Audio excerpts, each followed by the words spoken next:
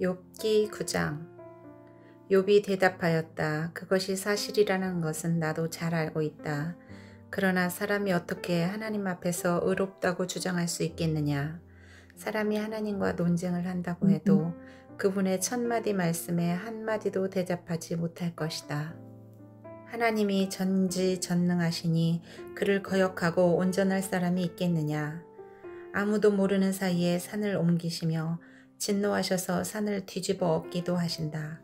지진을 일으키시어 땅을 그 밑뿌리에서 흔드시고 땅을 받치고 있는 기둥들을 흔드신다.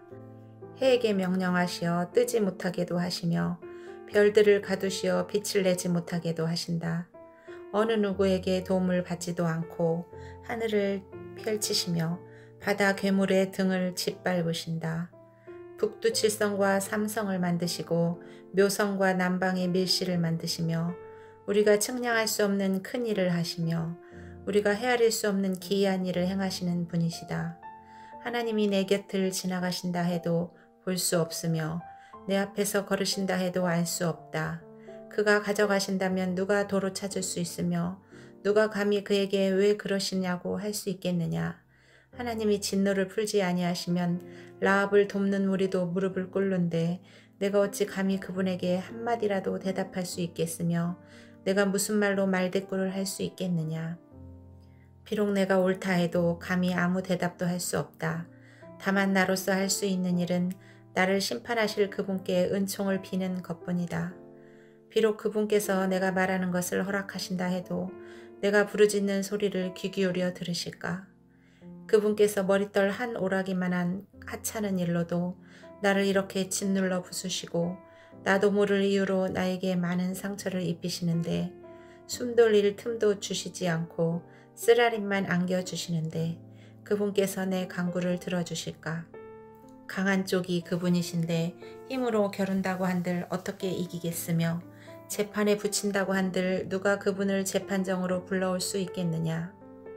비록 내가 옳다고 하더라도 그분께서 내 입을 시켜서 나를 정죄하실 것이며 비록 내가 흠이 없다고 하더라도 그분께서 나를 틀렸다고 하실 것이다.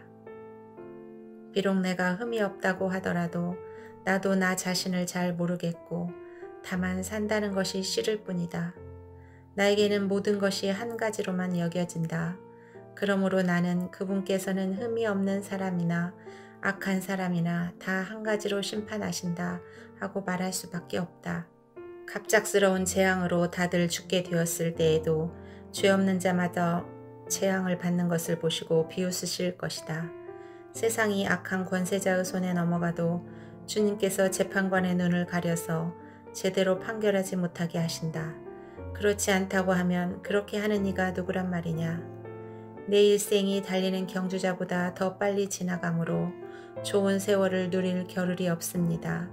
그 지나가는 것이 갈대 배와 같이 빠르고 먹이를 덮치려고 내려오는 독수리처럼 빠릅니다.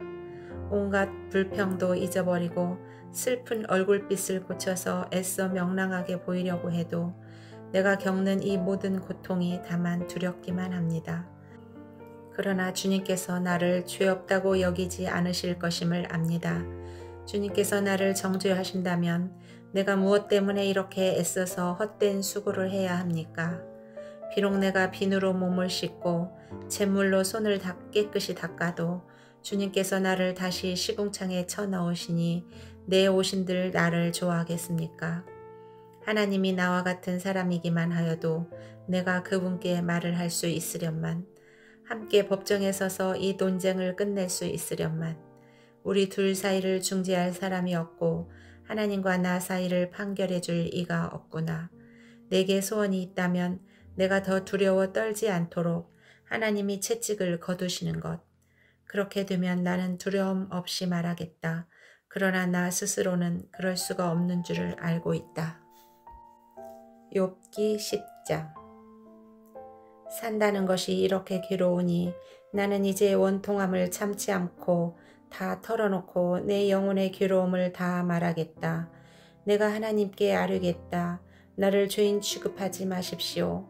무슨 일로 나 같은 자와 다투시는지 알려주십시오. 주님께서 손수 만드신 이 몸은 때하고 멸시하시면서도 악인이 세운 계획은 잘 만들게 하시니 그것이 주님께 무슨 유익이라도 됩니까? 주님의 눈이 살과 피를 가진 사람의 눈이기도 합니까? 주님께서도 매사를 사람이 보듯이 보신단 말입니까? 주님의 날도 사람이 누리는 날처럼 짧기라도 하단 말입니까? 주님의 횟수가 사람이 누리는 횟수와 같이 더덥기라도 하단 말입니까? 그렇지 않다면야 어찌하여 주님께서는 기어이 내 허물을 찾아내시려고 하시며 내 죄를 들추어내려고 하십니까?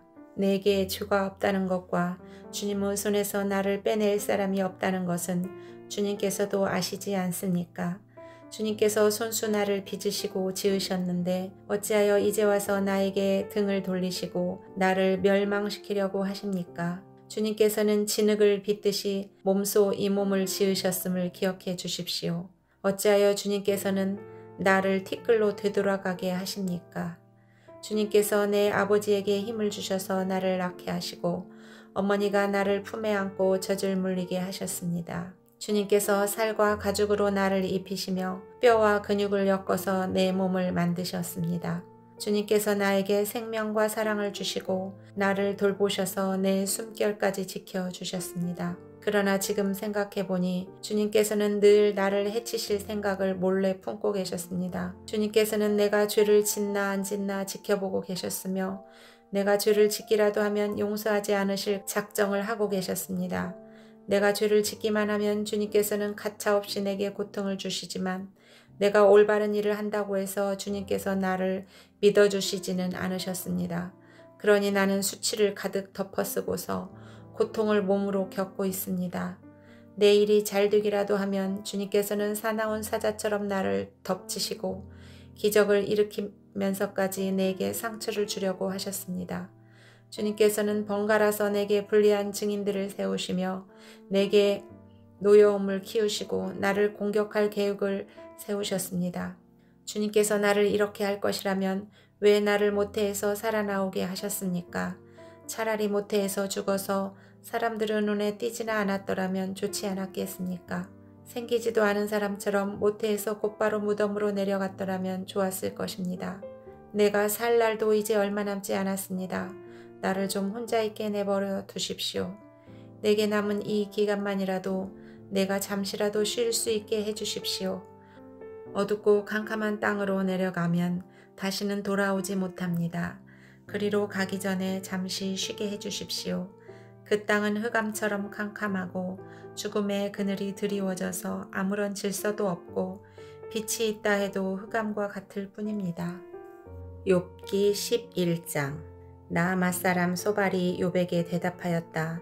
내가 하는 헛소리를 듣고서 어느 누가 잠잠할 수 있겠느냐. 말이면 다 말인 줄 아느냐. 네가 혼자서 큰 소리로 떠든다고 해서 우리가 대답도 하지 못할 것이라고 생각하느냐. 네가 우리를 비웃는데도 너를 책망할 사람이 없을 줄 아느냐. 너는 내 생각이 옳다고 주장하고 주님 보시기에 내가 흠이 없다고 우기지만 이제 하나님이 입을 여셔서 내게 말씀하시고 지혜의 비밀을 내게 드러내어 주시기를 바란다. 지혜란 우리가 이해하기에는 너무나도 어려운 것이다.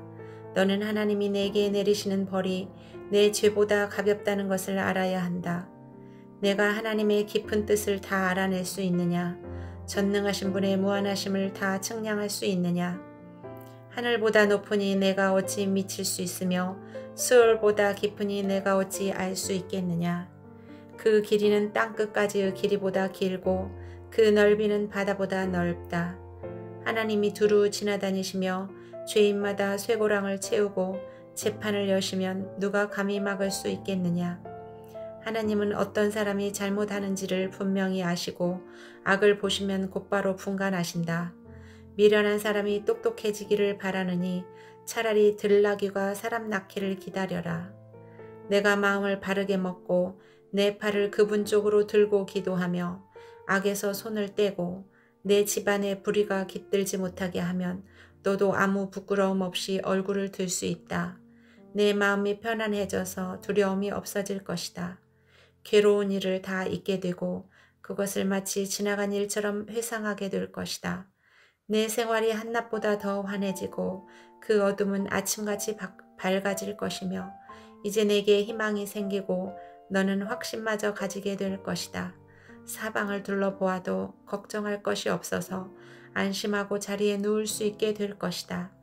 내가 누워서 쉬어도 너를 깨워서 놀라게 할 사람이 없고 많은 사람이 내게 잘 보이려고 할 것이다. 그러나 악한 사람은 눈이 멀어서 도망칠 길마저 찾지 못할 것이다. 그의 희망이라고는 다만 마지막 숨을 잘 거두는 일뿐일 것이다. 욥기 12장. 욥이 대답하였다. 지혜로운 사람이라곤 너희밖에 없는 것 같구나. 너희가 죽으면 지혜도 너희와 함께 사라질 것 같구나. 그러나 나도 너희만큼은 알고 있다. 내가 너희보다 못할 것이 없다. 너희가 한 말을 모를 사람이 어디에 있겠느냐. 한때는 내 기도에 하나님이 응답하신 적도 있지만 지금 나는 친구들의 웃음거리가 되고 말았다. 의롭고 흠없는 내가 조롱을 받고 있다. 고통을 당해보지 않은 너희가 불행한 내 처지를 비웃고 있다. 너희는 넘어지려는 사람을 떠민다. 강도들은 제 집에서 안일하게 지내고 하나님을 멸시하는 자들도 평안히 산다. 그러므로 그들은 하나님까지 자기 손에 넣었다고 생각한다. 그러나 이제 짐승들에게 물어보아라. 그것들이 가르쳐 줄 것이다. 공중의 새들에게 물어보아라. 그것들이 일러줄 것이다. 땅에게 물어보아라. 땅이 가르쳐 줄 것이다. 바다의 고기들도 일러줄 것이다. 주님께서 손수 이렇게 하신 것을 이것들 가운데서 그 무엇이 모르겠느냐. 모든 생물의 생명이 하나님의 손 안에 있고 사람의 목숨 또한 모두 그분의 능력 안에 있지 않느냐. 귀가 말을 알아듣지 못하겠느냐. 혀가 음식 맛을 알지 못하겠느냐. 노인에게 지혜가 있느냐. 오래 산 사람이 이해력이 깊으냐. 그러나 지혜와 권능은 본래 하나님의 것이며 슬기와 이해력도 그분의 것이다. 하나님이 헐어버리시면 세울 자가 없고 그분이 사람을 가두시면 풀어줄 자가 없다. 하나님이 물길을 막으시면 땅이 곧 마르고 물길을 터놓으시면 땅을 송두리째 삼킬 것이다. 능력과 지혜가 그분의 것이니 속는 자와 속이는 자도 다 그분의 통치 아래에 있다. 하나님은 고관들을 벗은 몸으로 끌려가게 하시는가 하면 재판관들을 바보로 만드시기도 하신다. 하나님은 왕들이 결박한 줄을 풀어주시고 오히려 그들의 허리를 포승으로 묶으신다. 하나님은 제사장들을 맨발로 끌려가게 하시며 권세 있는 자들을 거꾸로 들이신다. 하나님은 자신만만하게 말을 하던 사람을 말문이 막히게 하시며 나이든 사람들의 분별력도 거두어 가시고 귀족들의 얼굴에 수치를 쏟아부으시며 힘있는 사람들의 허리띠를 풀어버리신다.